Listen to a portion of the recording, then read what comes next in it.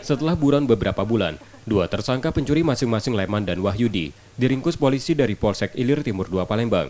Keduanya ditangkap dari laporan korban, seorang ASN dan tinggal di rumah dinas Kementerian Perhubungan yang berlokasi di Jalan Perintis Kemerdekaan.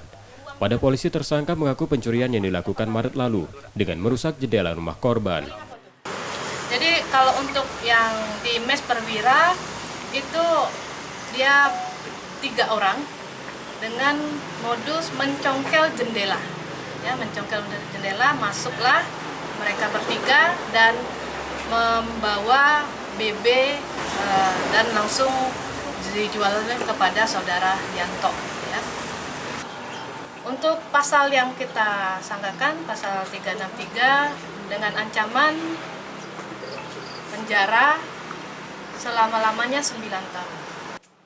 Polisi kini masih akan mengembangkan penangkapan untuk meringkus satu tersangka lain, sementara kedua tersangka kini menjalani proses hukuman di Polsek Ilir Timur 2 Palembang dan terancam hukuman 9 tahun penjara. Rizky Oktora, Muklas Diferensial, Kompas TV, Palembang, Sumatera Selatan.